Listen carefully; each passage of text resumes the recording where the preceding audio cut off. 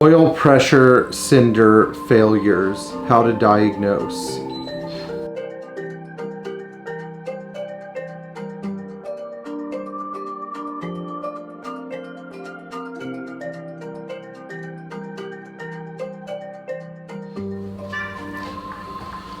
Starting in 1980, when Mercedes came out with the W126 chassis, they began using an electric oil pressure cinder. Mercedes gradually phased out mechanical oil gauges, and 1985 was the last year for these items on the W123 series. In 1984, the W201 series also used a mechanical gauge, but starting in 1985, they as well went to an electric gauge. The electric gauge usually takes its pressure from a cinder on the oil filter housing, and this sending unit can fail in a number of ways. So we're going to go through all of the problems that these oil pressure cinders elicit when they're failing. The first one is constantly pegged oil pressure. If you turn on your ignition and your oil pressure gauge immediately goes to 3 bar when you switch the ignition on, that means that the oil pressure cinder has shorted to ground. Not shorted to ground. Has infinite resistance. Infinite resistance means that the oil pressure cinder wire that goes inside the cinder is no longer connected to its diaphragm. This means you have to replace the cinder. The second mode of failure is a little rarer. It's when you have no indicated oil pressure at all. And this is caused by the wire shorting directly to the inside of the case. If you start your Mercedes and you don't hear anything weird, but the oil pressure cinder does not register any oil pressure in the gauge, then it's very likely that the cinder itself has failed. This is very common on original high mileage cinders.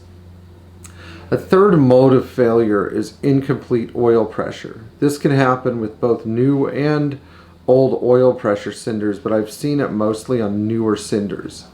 What will happen is the oil pressure will start to fluctuate wildly at idle and at low engine RPM. When the engine starts to build up power and oil pressure, the oil pressure needle will not fluctuate as much, but it will not exactly reach 3 bar either. You can usually find a symptom of this failure with the case of the cinder being loose around the central part that has the nut on it that screws into the oil filter housing.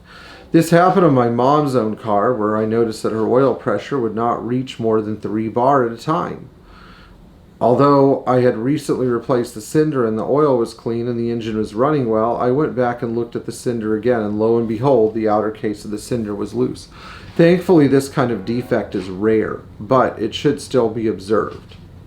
The last one is an excessively low oil pressure reading. Now, this is also exceedingly rare in terms of being inaccurate. And these gauges typically do not read too low. But I have had symptoms before where the oil pressure cinder unit fails, usually on M103 engines for some reason, where the oil pressure drops to 0 at idle and then immediately picks up at 1 bar as soon as you accelerate and then goes up to normal from there. This odd scenario usually befalls M103 and M102 engine cars with higher mileage, and people think that they have no oil pressure at idle. But really it's just the oil pressure cinder failing to pick up the compulsory 0.8 or 0.9 bar that most M103 engines with a few miles on them seem to put out at idle. This is not a cause for concern, but it is a cause for you to replace your cinder at some point in time. I have some bonus material coming up about oil level cinders too at the end of this video. But first I wanted to encourage you to like, share, and subscribe, as well as tap the bell for notifications so that you can stay in the loop about our channel. We try to provide the best classic Mercedes Benz knowledge on the web without any fees or gimmicks. And if any of you have a question, all of you know that you can always contact me directly. You don't even have to support me on Patreon. I will do my best to help you, although donations are appreciated. Okay, Now, oil level sending units can elicit some other weird patterns of failure. The first one is that when you're making a hard corner, even if your oil level is good, sometimes the level sender will flash. This is very common on higher mileage 124 and 201 series cars.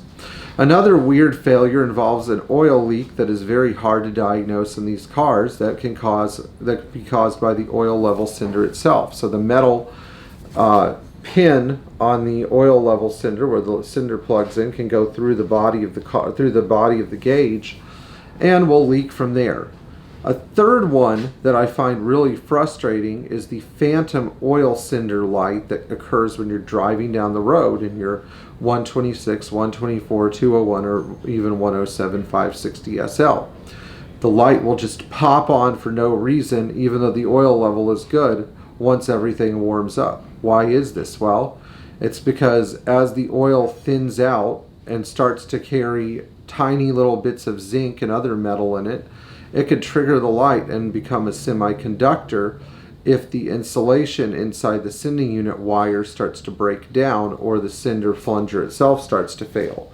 This problem was recently observed on a 560 SEC belonging to one of our Patreon subscribers. When he sent the car here from Texas for other repairs, including an AC evaporator, I noted this light was coming on and I ended up replacing his gauge. Everything ended up going pretty well. Now, the last thing that these can do if you have a 560 SL or other V8 engine Mercedes is the O-ring on the sender can leak, causing fluid to seep down the side of the block. This requires removal of the oil pan, and if you have a 560 SL, even removal of the front subframe. If you enjoyed this video, please like, share, and subscribe. And please leave a comment below if you have some additional information to provide to our other subscribers.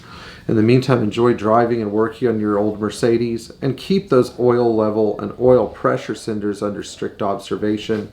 They are part of the key instrumentation that makes your Mercedes a forever car.